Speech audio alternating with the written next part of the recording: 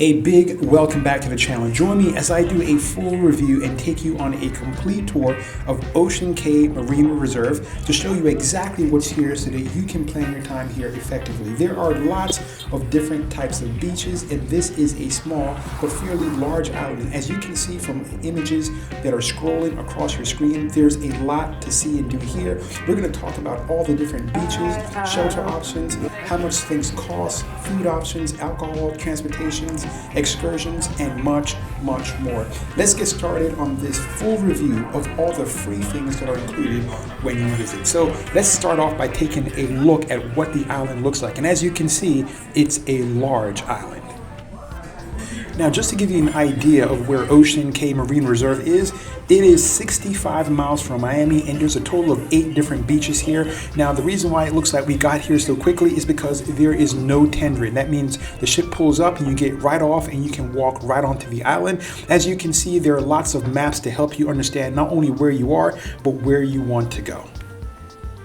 Before you get off the ship, there are 2 essential things you need to bring with you. The first is going to be your key card. Again, you'll need that to get off the ship, and also you'll need it to get back on the ship.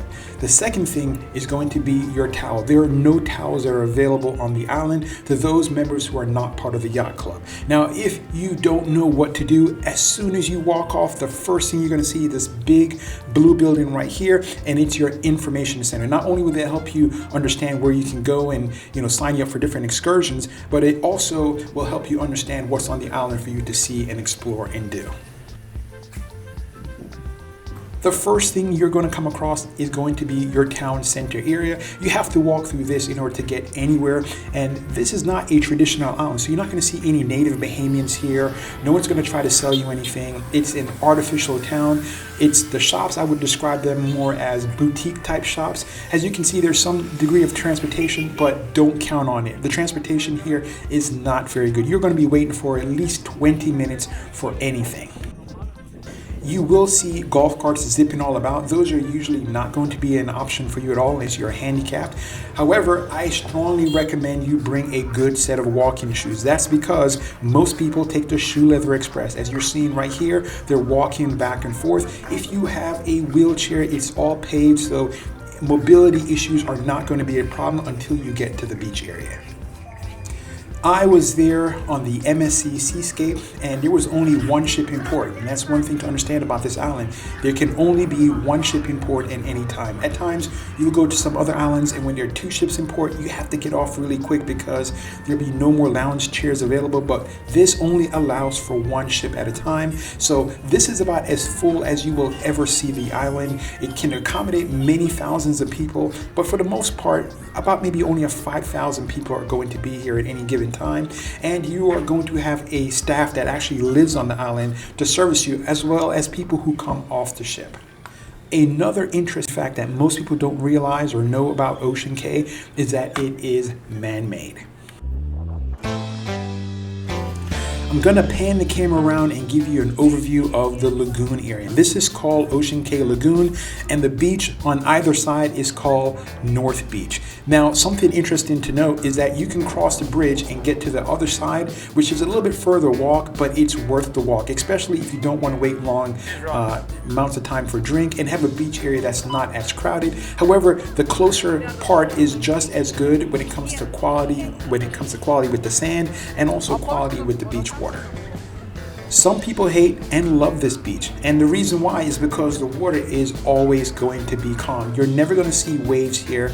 It's always going to be exactly what you see right here. So this beach is going to be great for kids if you're on South Beach. There's also a second smaller lagoon area within Ocean Cay Marine Reserve, and that is called South Beach. If you continue the walk, you'll come to Sunset Beach, and this is actually an ocean. So the waves are going to be present here. Unfortunately, unlike both lagoon areas that have lifeguards, this area, there are absolutely no lifeguard. As you can see, there are lots of beach chairs all around the island in both the lagoon area as well as this area of the beach, and all the chairs as well as the umbrellas are all included. Some private islands that are owned by cruise ships charge you, but all of them are free. This will be a reoccurring theme, especially if you go to the ocean side. As you can see that the sand quality is not going to be as good as in the lagoon area. You're going to have a mixture of rocks, especially in getting to the ocean. However, generally speaking, once you're in the ocean, it's not rocky at all. But I would recommend you bring water shoes so that you don't hurt your feet, especially when we get to some of the other beach areas. This is Lighthouse Bay Beach. I have no idea why they call it Lighthouse Bay Beach. It may have something to do with the fact that you can see the lighthouse from here, but also the sand quality is going to be just about as good as you would find, maybe even a bit worse, because it's far more rocky at this side. However, it's a true ocean beach. You can see the water is blue turquoise. It's absolutely beautiful. Unlike other beach areas within the Caribbean that have water parks and water slides and lazy rivers and all that kind of stuff, you're not going to find any of that here in Ocean Cay Marine Reserve. You're going to find what's more of a deserted type tropical island feel. Although this is a man-made island, in fact, they imported 80,000 trees and shrubs to give it that nice lush look. There's also this beach right here, which is Ocean House Beach, and it's a team member beach. Just really for the people who are crew members, and then they have since opened it up to the public. One of the activities that people really enjoy doing here is snorkeling. Now you can bring your own snorkel, and that's going to be totally free, or you can rent your snorkel from MSC at a cost of around $35. Now I say MSC, that's because MSC owns this island, so you're not going to see Carnival or Royal Caribbean or Princess or any of those lines that are here. This island is privately owned by MSC. In a little bit, we're going to get to all the excursion options that are available here, but most people who come here look at it as just a beach relaxed day. When it comes to organized activities by the cruise ships, you're not really going to find anything. You're going to find at most, you're going to find a volleyball game, but that's pretty much going to be it.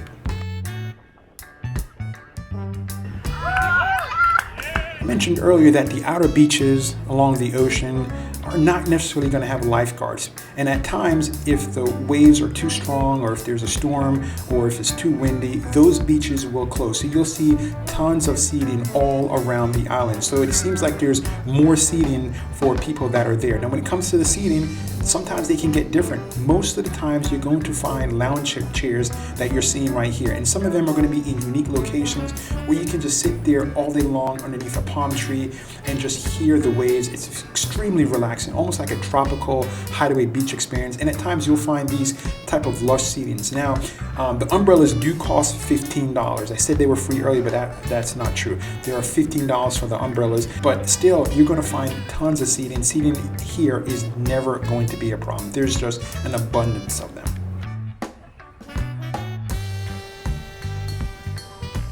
Some folks don't like the salt on their body all day, and for that there are outdoor showers, and there are a few of those available throughout the island, mostly attached or next to bathroom areas. For those of you who want to keep the sun off your body, in addition to umbrella rentals, which will cost you $15 or so per day, there are also shelters and cabana, and these are probably going to be the most expensive things that are available on the island. The prices compared to some other private islands in and around the Caribbean are not too bad. You're looking at maybe $250 for the entire day. The day that I was there, it started out they had cabanas available, but pretty soon there was a line for the cabanas and they were all rented. In my opinion, just looking at the cabana, they weren't, in my opinion, the best cabanas I've ever seen. They were a good walk away from where the water was, mostly surrounding where the harbor was. I didn't see any cabanas in the areas of the ocean area. Unlike other Caribbean islands, when you walk off the ship, you get rushed by a mob of people trying to sell you things. This is a private island. That means that it's set fixed prices. The price that you will pay on board, that's offered on board the ship, is the same price that you're going to pay once you're here. You're not going to save any money by trying to, rent something while you're actually on the island. That being said, here's the prices of a few things. When it comes to the Wave Runner, you're looking at 1 hour for $249. Snorkel for 2 hours is going to cost you $119. The kayak for an hour and a half is $65. I thought that was pretty reasonably priced. Beach mat, you're looking at $30. Umbrella, $29. And then snorkel rental, you're looking at maybe around $20 to $35. The island is small but large. What I mean by that is entertainment is going to be tough. You can't gather lots of people together, so what they have is music that's played on these speakers throughout the islands. On occasion, you'll see someone who will be singing a song, but for the most part, you're going to have very little entertainment on the island. There's only one main place to eat, and that's called Sneakers Food Court. You'll see food trucks scattered throughout the island that offer a few different varieties of things, and also lots of little bar areas. However, the main area that you're going to eat is going to be what you're looking at right here. What they serve is going to be pretty much what you will find on any other island in the Caribbean. You're going to find jerk chicken, French fries, hamburgers, hot dogs, assortment of fixings, but really the food here quality wise is not going to be the best. The food on board the ship is going to be better than the food you'll see here, but the best choice on the menu for me at least was the fish that they had, as well as the spare ribs.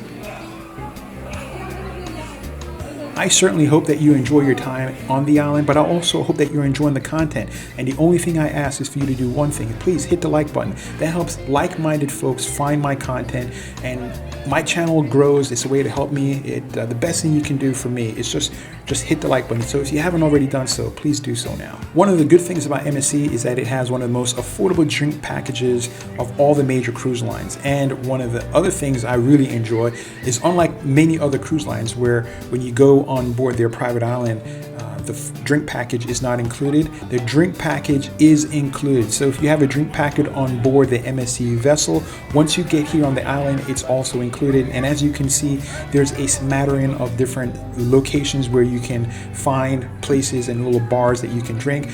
The best suggestion I can give you is, if you continue to walk and go to some of the more deserted beach areas, you're going to find a far emptier bar area, and you're going to get far better service.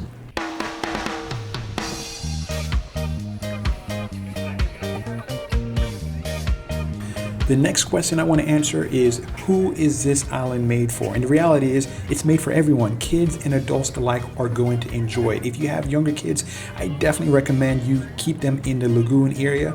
The water here is not wavy. It does get to be quite deep, especially when you go further towards the center. So you do have to keep an eye on it. But the great thing is, you have lifeguards here. Adults also enjoy it because it gives you the mix of both worlds. You can have a tranquil beach, or one of the beaches that are towards the edge where you can have an ocean experience. There is a lighthouse on the island. It will cost you anywhere from $14 to $15 to climb all the way to the very top. Some cruise vessels actually stay here overnight, so they'll have 2 days at the island, and there's a light show for the lighthouse, and it's quite spectacular. Another big plus for the island is that your internet package that you have on board the ship works on the island. However, I would say that the closer you are to the cruise ship, the better the internet seems to work. You will find shopping opportunities on the island, although it's not going to be a flea market type experience. It's, in my opinion, a more boutique type experience with fixed prices, so there's not going to be any negotiation when it comes to the prices. The things here are quite nice, but they're a bit pricey in my opinion. So there's no real bargains to be made in any of these shops and locations. However, if you want to get something just to kind of commemorate your visit here, maybe a good idea, but otherwise, you can probably skip some of this stuff.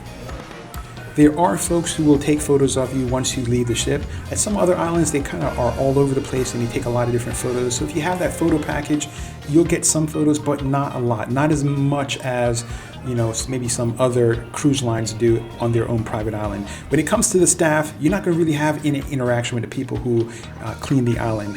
They are just focused on making sure that things are green and the island looks beautiful. When it comes to service, you're going to get good service, especially from those bars that were a little bit further away. However, if you go to one of those busy bars, the service is going to be quite spotty. It's going to be a beach day. Most people who come here enjoy the island. The beach, in my opinion, is not the greatest quality. I've seen far better, but it's still something that you should do and you should get off the ship. It's definitely worth a visit.